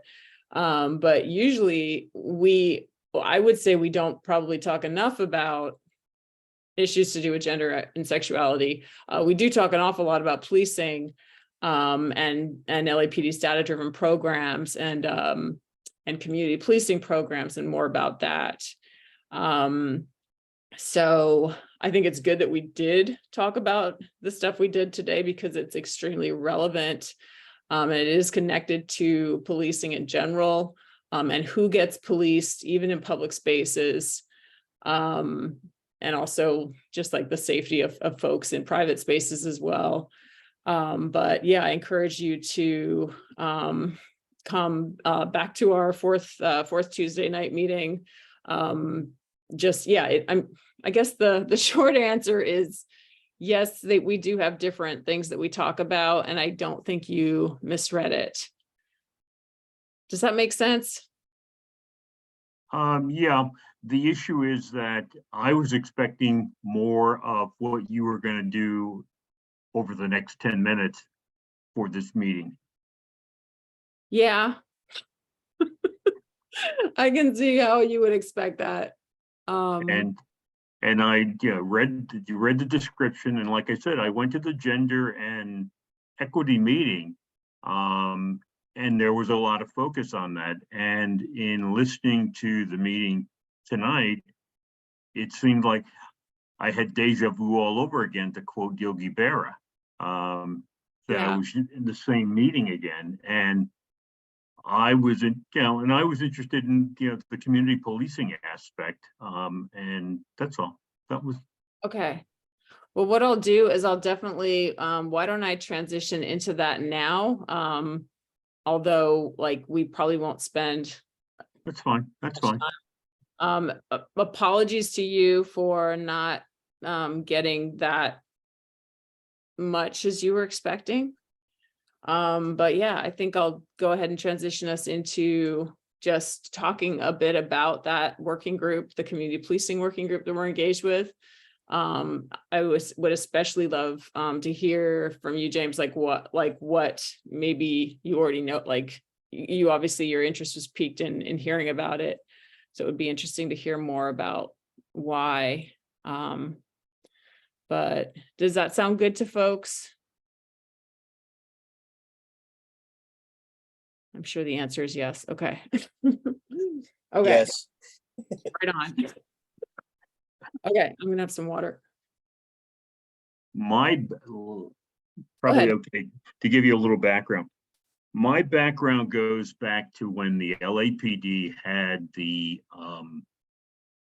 disorder and wherever the department was, the unit was, and they were taking pictures. And at that time, again, going back, good God, for 40 years, you could spot them because they were the people on the periphery with the very nice Nikon cameras with the telephoto lenses. And so I have known about them for a long time. And COINTELPRO with the FBI. So the issue piqued my curiosity when you all came up, at least on my radar, came up on publicizing the pictures and the names of the police officers. And the immediate pushback was they are undercover. And most people think undercover and they think drugs, guns, violence. And someone like me with trust issues thinks, nah, you the boys sitting over with the big cameras. And now you don't have to wear the big cameras. You can just put it on your lapel and you just walk through the crowd. And so that's what I was interested in. And again, people need to know that LAPD used to go to, and probably still is, going to a lot of meetings, and they would just take pictures of everybody. There are people who think I didn't do anything, I'm just standing on the periphery, and you were in a file somewhere. So that's my interest. Yeah, that's very interesting. Yeah, and I'll just say, Watch the Watchers, I think it's .org is the website that you're referencing, that the coalition launched. Right. Yeah. And yeah, you're absolutely right. LAPD is going to a lot of meetings. They do infiltrate communities in many different ways. And one of the program that we wanted to talk about tonight, it's not an undercover program, but it is about community infiltration. We have a community, essentially we have a community policing work group that looks at different like what is community policing? I mean, are folks familiar with that term? Like the coalition, we say it's the policing of community, which doesn't really tell you much. It tells you the most important part. But community policing is something that is, I think, perceived generally as being newer, but it actually has a very long history, and is very much connected to military tactics as well. And it is community policing is this notion of police being in the community to build relationships with people. It's like the cop on the block who walks the beat and gets to know everybody and you know who they are. And this notion that by cops having the resources and being placed in programs like youth programs, like in schools, like in all these things, all these spaces that should be for community. If we invest in putting cops there, that the community will be safer because cops will first of all be present, but then they'll also be able to be building relationships with community. And all of that is a scam and a lie, by the way. They're not, that's kind of a myth. when they're talking about building relationships with people, and we know like DARE is a great example of this. It's infiltration, you know, like you were saying, James, it's like, it's that, I mean, they were literally in classrooms building relationships with kids and also hearing from them about their families' lives and getting information on their families. And in some cases that did lead to like arrests of parents. It led to arrests of kids. You know, there's some instances of that, but that it was definitely not to be, you know, actually for any of the things that they are claiming that it is for. And it's also, it's a very, especially with LAPD, the places that they have targeted community policing the most, and they've said, oh, we need to invest in cops building relationships with these communities, just happen to be the very same historically Black neighborhoods that have had the most resistance to police and the most uprising. And like the specific policing program that we're looking at, it was started in 2011, and it focused on 4 public housing projects, 3 of which are in Watts, 1 of which is in Boyle Heights, Nickerson Gardens, Jordan Downs, Imperial Courts, and Ramona Gardens. And those 4 housing projects, they weren't picked by accident for police to say, let's start this community policing project there. They had already been very much, you know, as folks know, very much targeted by police, long time, surveilled by police, like pummeled by police, and had also been the sites of a lot of uprising and resistance. And with this community policing lens, LAPD was able to come in and say, okay, we see what the problem is here. The problem is that we're not investing in relationships. And we think that there's so much resistance to police because we don't understand each other. So if we invest in we're going to put 10 cops, we're going to assign for each of these 4 housing developments, we're going to assign 10 cops exclusively to be on these sites. And we're calling it community safety partnerships. And they call these CSP sites. We're going to assign 10 cops there. We're going to invest in youth programs. We're going to have the cops run the youth programs. We're going to add cameras. You know, the cameras are being donated by Motorola. Cops are going to run the cameras. This was all under the guise of putting cops in these sites so that they could be building relationships, adding safety to the area, and that this would somehow boost the wellness of the community. So that was the whole spiel and the whole pitch. And of course, all of that is a lie. That's not what actually happens when you put police in a site. It's a very abusive framing to say that if someone is resistant to the police, that it's because they just don't know them well enough, and that you need to invest in the relationship. Like, that's an extremely abusive framing. And so, yeah, just all that to say, like, this is a program, CSP, Community Safety Partnerships. It started in 2011. It started on 4 public housing sites in Los Angeles. Come to present day, it has expanded throughout the years. It's now at 8 public housing sites and 2 parks. And LAPD keeps talking about it like it's this amazing, successful program that they need to keep investing in. And really, when you look at the evidence, the supposed evidence that they cite, when you hear from residents themselves who live on the sites, they're saying no, like they're saying the exact opposite. And folks are still not having their needs met, like the same needs that people had in the beginning. Like people are saying, yes, we want more safety, but that doesn't look like investing in cops, investing in this LAPD program, and essentially using community members to say that LAPD has this successful program, which it doesn't actually have. Like people need that money for rent or for other things as well. Like there has been organizing around this. There have been groups that have worked with residents at these sites to push back on funding going towards this program.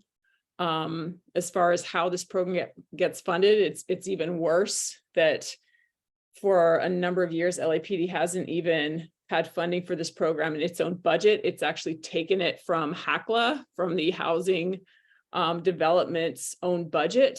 So the cops were actually being paid from the budget of the housing department. And same with the cameras. So it's just it's a really terrible program that, back to your point, James, it's really like, it's a way that police infiltrate communities under this guise of building relationships and increasing safety.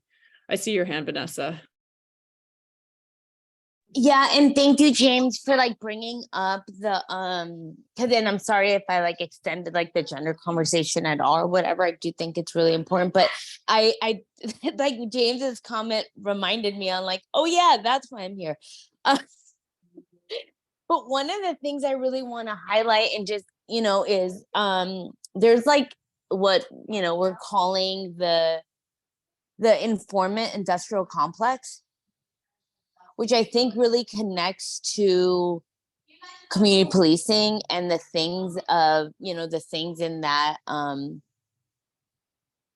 that connect to all this, right? So there's a lot of money that the police saves by the use and misuse of you know, terrorizing community, and then by as we know, like with the LA, you know, sheriff's gangs that's just been exposed, right? Like police have been putting drugs out on the street, and that's like not a secret. Like people know that. I come from that environment. I sold dope, and you know, I mean, it's a known thing. Like that's real.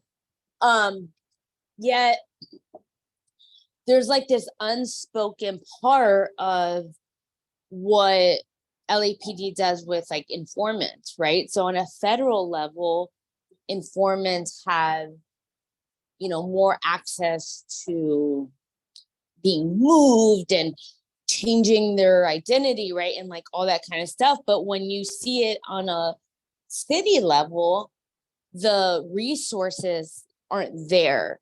So people are drugged, and police pull them in, scare the shit out of them, you know, have them working with the police, and are now, you know, there's gang members that have been working with the police for a long time and are a part of these very complex like surveillance of themselves, right? So it's almost like a surveillance project that never ends.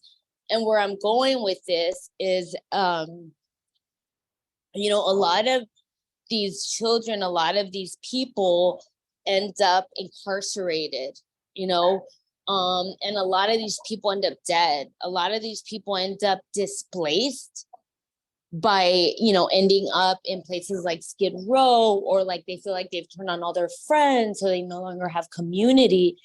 And how do we storytell and create, like really highlight how the informant industrial complex has plagued, right, our communities, not demonizing the informant, because I believe that's a part of their strategy.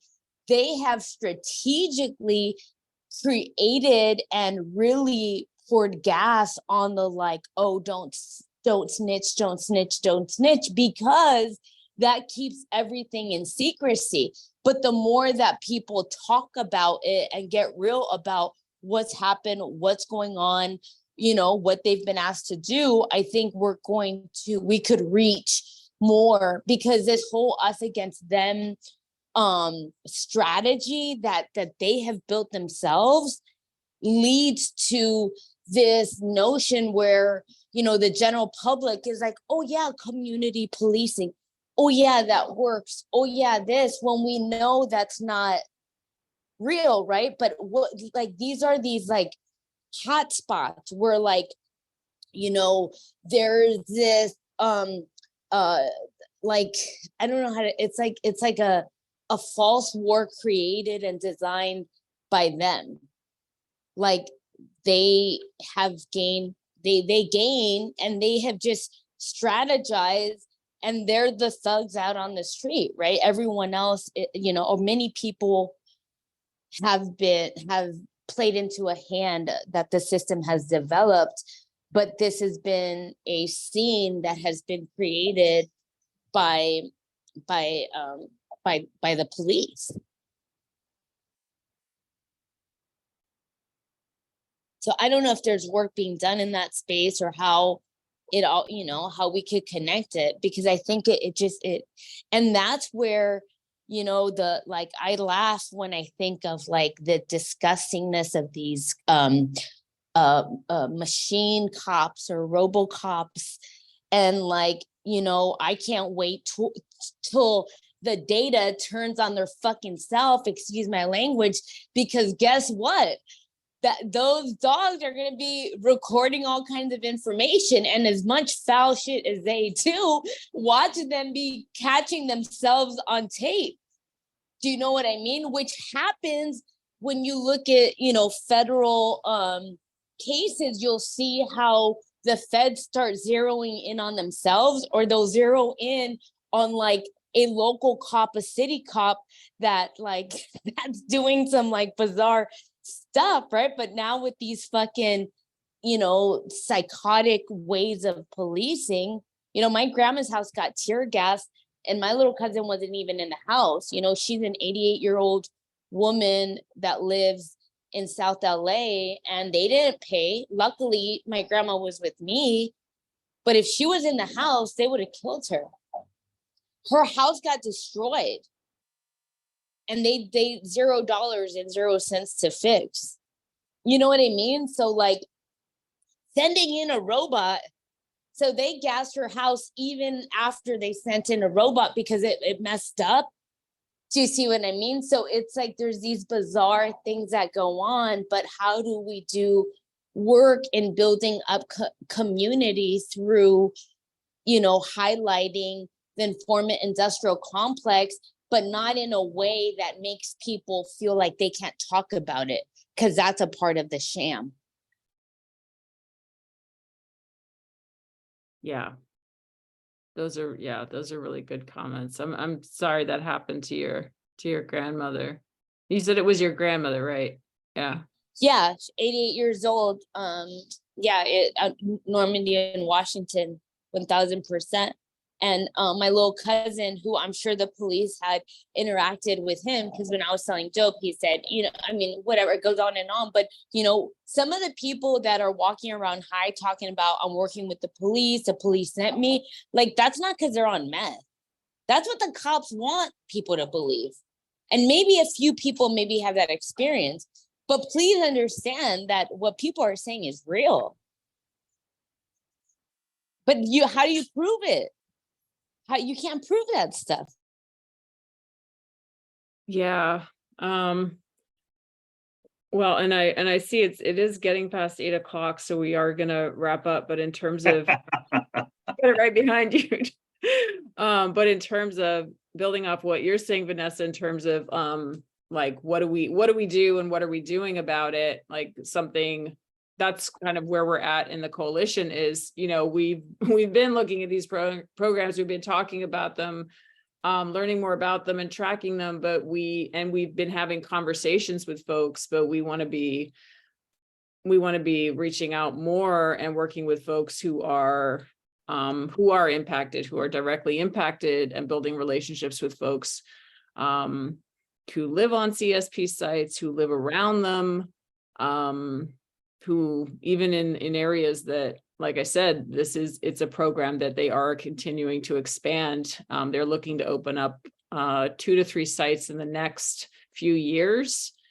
And so we are planning our outreach now. We are looking for folks to help us with that. We have developed a trifold that just gives a really basic outline of like, what is this? Why is it harmful? And ask some kind of some that's right, Pancake, shut it down. Ask some key questions of folks like what has your experience been? What would you rather see that money go towards? And essentially inviting folks to be having conversations with us because we are trying to connect with people and hear more about where folks are at with this, so that we can start building those relationships. So we are going to be starting outreach. Our community policing working group meets on, and Isaiah, who's on this call, is a part of that group as well. And Isaiah, I don't know if you have anything to add, but please do if you care to. But we meet every 2 weeks on Thursdays at 11 a.m.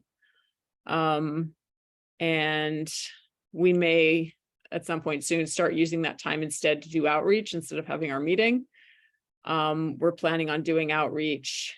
Some of the places that the coalition already does outreach, Leimert Park, Skid Row, but like I said, more than that, we're wanting to be connecting with folks who live in some of these areas, Nickerson Gardens, Jordan Downs, Imperial Courts, Ramona Gardens. We do have connections with a few folks in the Jordan Downs area, or one of the groups there that we hope to perhaps connect with more and make some plans with.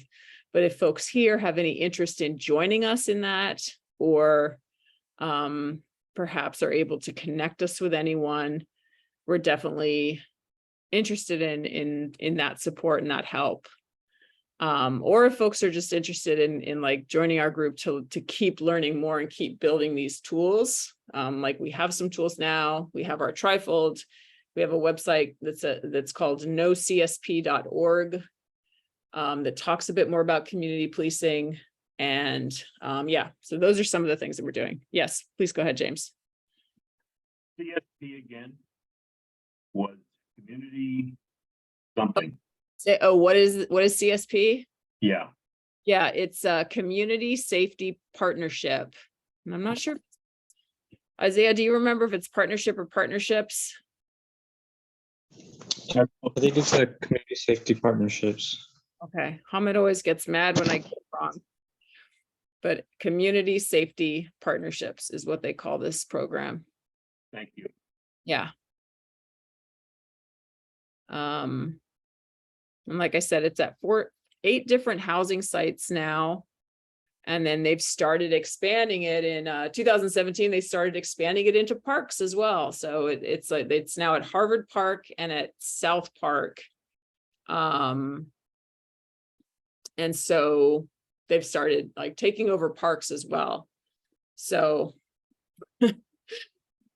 and we can only expect that that's going to keep happening, and they are expanding their budget even more, and this is what we can expect. So yes, I see you, Ray. I was just going to say, I think it's time for us to wrap up because it's we've kind of covered everything. Thanks so much, Ray. I apologize to everybody for I think I was excited to be talking about stuff that I don't usually engage with, but I hear your point, James, in terms of like, well, I came to this meeting for under this assumption. So I hear that. I take that feedback. And I hope No problem. and I hope you join us in the future. And yeah, definitely connect with us, folks, if you would like to join in any way or support. And we look forward to seeing you soon. Yeah, I signed up for the data group. I'm a data guy. Okay. So I'm a data guy. So I just signed up for it, and then I realized this one. Okay, let me go here. And so hopefully the data they'll talk about data. I swear we mostly talk so much about data-driven policing, almost too much. But yeah, but I mean, that's what we're about. So yeah, but you're talking to a guy who reads the LA County budget. oh, that's fantastic. I know, I need a life. No, you don't. You're our kind of guy, so. Anyway, Yeah, so have a good evening and thank you very much. you as well. Thanks so much, folks. Have a good evening. Stay safe. Bye-bye. All right, bye-bye.